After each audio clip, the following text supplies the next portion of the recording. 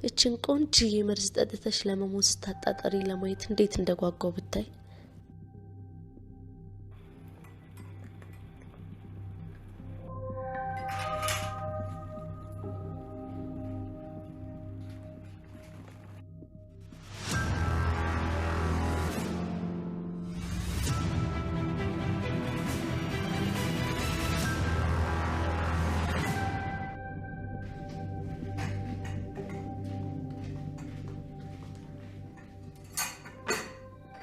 ማሚዬ ብታይ በጣም አሪፍ ሻይ ነው ያፈላሁልሽ።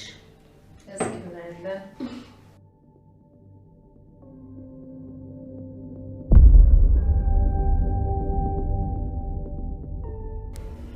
ስኳር አርግሽበታል? ውይ ረሳሁት። ሌላ ነገር ሳስብ ቆይ ይዤልሽ ልምጣ። ቅድም እኮ ጠረጴዛውን ሳላጸዳው ነው የሄድኩት። ቆይ ላጽዳው።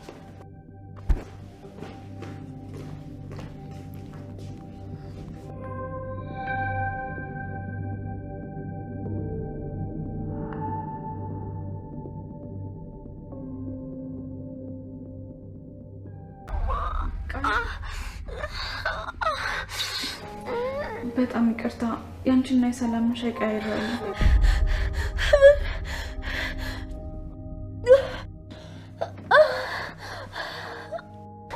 አዎ በጣም ይቅርታ። ይኸውልሽ ቃል በጣም ጥንቃቄ አድርጊ።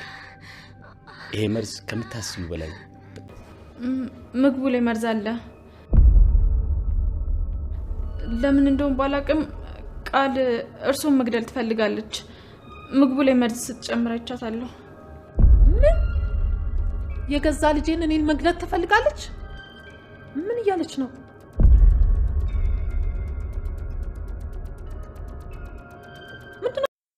ሰላም ጤና ይስጥልኝ ውድ የአደራ ድራማ ቤተሰቦች እንዲሁም የቻናሌ ተከታታዮች እንኳን ወደ ሰብለይቱ በሰላም መጣችሁ።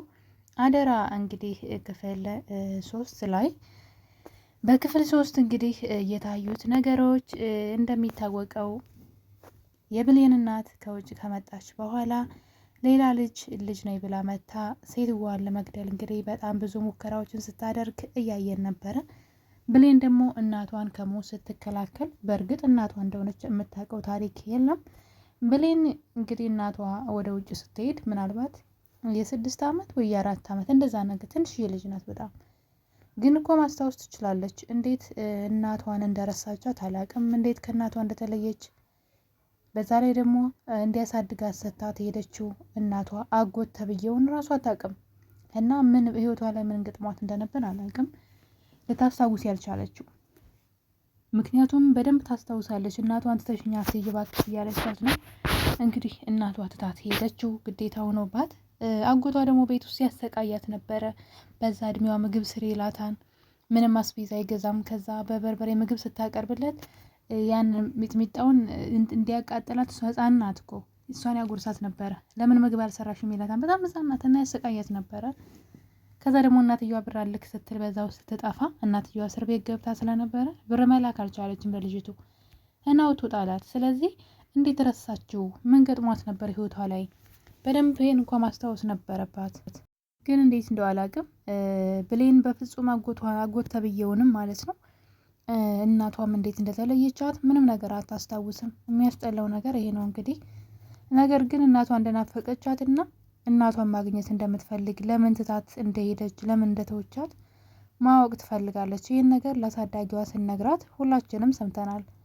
እና እንግዲህ በዚህ ሁኔታ እያሉ እናቷ ቤት ሰራተኛውና ከተቀጠረች ቀን ጀምሮ ልጅ ነኝ ብላ የመጣችው ልጅ ሴትዋን ለመመረዝ በተደጋጋሚ ስትሞክር፣ እሷም ደግሞ ስታከሽፍ ነበረ። አሁን ግን በመጨረሻ እንግዲህ በሻይ እሷ እናቷ ጋር ብር ለማድረስ ስትሄድ ነበረ። ይህች ልጅ ተብላ የመጣችው ልጅ ለእናትየዋ በሻይ መርዝ ጨምራ ስትሰጣት ብሌን ከእናቷ ከአሳዳጊዋ ቤት ተመልሳ ወደ ስራ ቦታዋ ስትመጣ ይገናኛሉና እዛ ላይ መድኃኒት እንደጨመረችበት እርግጠኛ ስለነበረች ጠረጴዛውን ላጽዳ በሚል ስበብ ከጠረጴዛ መሳቢያ ውስጥ የአቧራ ማንሻ ታነጥ ወስድና ጨርቅ ማለት ነው በፎጣው ጠረጴዛውን እያጸዳች ሆን ብላ ሻዩን አቀያየረችው ብሌን ማለት ነው። እና እንግዲህ ልጅቷም እንግዲህ ስኳር ልታመጣ ሄዳ ስለነበር ሻዩ እንደተቀያየረ አላወቀችም። ብሌን ግን ሆን ብላ ነበር ያቀያየረችው። ለምናልባት ልትመርዛት ፈልጋ ይሆናል አሁንም ብላ ሻዩን አቀያየረችው። እና እንግዲህ እናትየዋም ልጅቷም ሻዩን ይጠጣሉ ማለት ነው። ነገር ግን ወዲያው እየጠጣች ያለችውን ሻይ እንኳ ሳትጨርሰው ነበረ ልጅቷ እንግዲህ ወደ ሞት አፋፍ ሄደችው። ምክንያቱም ለእናትየዋ ያሰበችውን ብሌን ቀይራባታለች። እና በሁኔታው ልጅቷ ስትሰቃይ ስታያት ብሌን ትደነግጥና በጣም ይቅርታ አድርጊልኝ፣ እኔ ነኝ እንደዚህ ያደረግኩሽ፣ ለሰላም ለእናቷ ማለት ነው ለእናትሽ የቀዳሽውን ሻይና ያንችን አቀያይሬው ነው ይቅር በይኝ በማለት እንግዲህ ስትናገራት እናያለን ማለት ነው። ይችኛው አሁን ላይ ሞኝ ሆነች። ብሌን ብልጥ ነበር መሆን የነበረባት።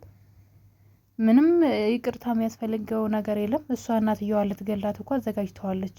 ሻዩ መርዝ ያቀረበችው ራሷ ልጅቷ ሆና እያለ ይችኛዋ ግን እኔ ነኝ ያቀያየርኩት። ሰላምን ብትሞት እኮ ያው ነው። ሰላምስ ብትሆን ምን ልትል ነበር? እና ይህን ነገር እንግዲህ ልጅቷ ከሞት አፋፍ ትተርፋለች ማለት ነው። ብሌንም በሁኔታው ተደነግጥና በመጨረሻ ግን የአጎት ተብዬው ሲመጣ ልጅቷ እንደዛ በሞት አፋፉና ያገኛታል። ብሌን ሆን ብላ ሻዩን እንዳቀያየረችባቸው በተደጋጋሚ ምግቡን ስትመርዘው እንዳየቻት ለአጎትየው ትነግረዋለች።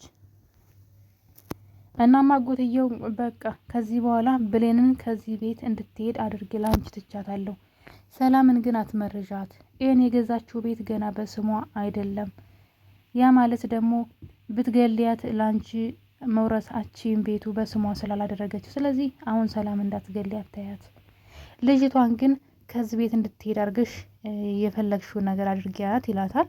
እናም አንድ ተንኮል ታስባለች።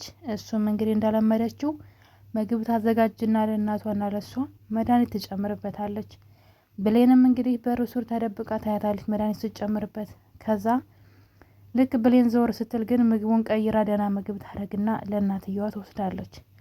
ብሌን እንደለመደችው ሄዳ እናትየዋን ምግቡ እንዳትበላ በተደጋጋሚ ብትላትም ሰላም ግን አይ ልጅ እኮ የሰራችው እንድበላው ነው በማለት ምግቡን ልትበላ ስትል እንዳትጎርሺው ተመርዟል፣ መርዝ አድርጋበታለች ብላ እውነቱን ተናገረች። በአይኔ አይቻታለሁ፣ ቅድምም ሻዩ ውስጥ መርዝ ጨምራ ነው ለዛ ሳቀያይረው እሷ የታመመችው ብትላትም ከዛ ልጅቷ ግን በድንጋጤ እንዴት ለእናቴ እንዴት መርዝ አቀርባለሁ በማለት የእናትየዋን ምግብ ወስዳ ትበላለች። መጀመሪያም ሆን ብላ ነበር መድኃኒቱን ስትጨምር እያሳየቻት። ከዛ ዘወር ስትል ግን የመድኃኒት ያለውን ምግብ ቀይራ ሌላ ምግብ ለእናትየዋ ወሰደች እና ልጅቷን እንግዲህ ከእናቷ ፊት ታዋርዳታለች ማለት ነው። እናትየዋም እንዴት ልጅን ልትመረዝሽ ነው ትያለሽ ብላ ልጅቷን ከፍና ዝቅ ታደርጋታለች። በመጨረሻም እቃሽን ይዘሽ ከዚህ ቤት ውጭ ትባላለች ማለት ነው። ብሌን ደግሞ አንደኛ ለእናቷ ገንዘቡ እንደሚያስፈልጋት ታውቃለች። ሁለተኛ ነገር ደግሞ ልጅቷ ሆን ብላ ድራማ እየሰራች እንደሆነ ስላወቀች ከዚህ ቤት አልሄድም ብላ እንግዲህ እናትየዋ እግር ተደፍታ ስትለምናት እያየን ነው። እና እንግዲህ ይቺ ልጅ ቢሳካላት ምናልባት እናትየዋን ዛሬ ገላት ነበረ።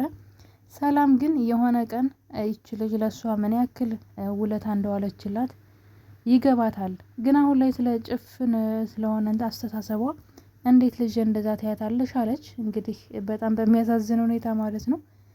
በእርግጥ እናትየዋ ለመጀመሪያ ጊዜ ብሌንን ስታገኛት ካቀፈቻት በኋላ ድሮ ልጄን ብሌንን ትቻ ሲር ልክ እንዳንቺ ነበረ ናት፣ ልክ የእሷ ስሜት ነው የሚሰማኝ ሳቅፍሽ እያለቻት ነበረና እንግዲህ ብሌንና ሰላም እናቷ ማለት ነው በፍጹም ለብቻቸው ምንም ነገር እንዳያወሩ ተቆጣጠሪ ተብላለች። እንግዲህ ይቺ ልጅ ነይ ብላ የመጣችው ማለት ነው።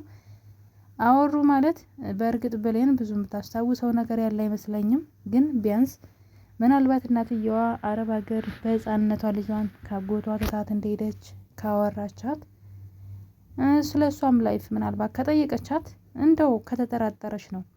በነገራችን ላይ ይህን ሚስጥር ጎረቤታቸው ተከራያቸው ሰምተዋል። የሆነ ቀን አጎት ተብዬውና ይቺ ልጅ ነይ ብላ የመጣችው ልጅ ሳሎን ውስጥ ሲያወሩ አዳመጣቸው። ይህንን መድኃኒት ለብሌን ለሰላም ትሰጫትና መሞት አለባት፣ ከዛ ንብረቱ ሁሉ የእናትሽ ንብረት በአንቺ ስም ይሆናል፣ ስለዚህ ግዳያት ብሎ በዛ ላይ ደግሞ ብሌንና እናቷ ሰላም አብረው በፍጹም እንዳያወሩ ትክክለኛ ልጇ ስለሆነች ልታቅ ትችላለች እያላት ነበረ። እና እገላታለሁ መረጃ እያለች ስታወራ ልጁ በር ላይ ተደብቆ እያዳመጣቸው ነበረ። ግን ብሌን ማን እንደሆነች ግራ ገብቶታል። ልጁ አላወቃትም። ቆይታ ግን ደግሞ የእናትየዋን የተመረዘውን ምግብ ጎርሳ ለመጥፋት ወደ ውጭ ስትወጣ ልጁ አይቷታል። ስሟም አዲስ አልሆነበትም። ግራ ተጋባ። ምንድን የመኖርስ ነው ማናት ብሌን እያለ ግራ ሲጋባ ነበረ። እና ሚስጥራቸውን እሱ ሰምቷል። ደስ የሚለው ነገር የሆነ ጊዜ እውነቱ መውጣቱ አይቀርም። እስከዛ ግን ብሌን መጎዳቷ ነው። ምክንያቱም በእናትየዋ እንድትጠላ እያደረገች ትገኛለች። ይችኛዋ ልጅ ነኝ ባይዋ ማለት ነው። እና እንግዲህ አደራ ድራማ ትንሽ አስተማሪ ድራማ ነው። በነገራችን ላይ ክፍል 3 ደርሷል። አሁን ላይ በጣም ቆንጆ ያልተንዛዛ፣ በዛ ላይ ደግሞ የብዙዎቻችንን ቤት ምንድን ነው የሚያንኳኳ አይነት ወይም ደግሞ ሁላችንም ህይወት ላይ ሊገጥም የሚችል ነገር ነው እና በተለይ የእናትየዋ ህይወት እንዴት አረብ ሀገር እንደሄደች በችግር ልጇን ትታ ከዛ የገጠማት ታሪክ ምናምን፣ ከዛ ስትመለስ ደግሞ የልጇ ሰዎች ደግሞ ለገንዘብ ብለው ሲያጠምዷት ነው እና በጣም ቆንጆ ቤተሰብ ድራማ ነው። እንደምትወዱት ተስፋ አድርጋለሁኝ። ሁላችሁንም ስላዳመጣችሁኝ አመሰግናለሁ። ለቤት አዲስ ከሆናችሁ ሰብስክራይብ በማድረግ ቤተሰብ ሁኑ። ለሰብለ ዩቱብ አዲስ ከሆናችሁ በአዲስ ቪዲዮ እስከምንገናኝ ድረስ ቸር ቆዩልኝ።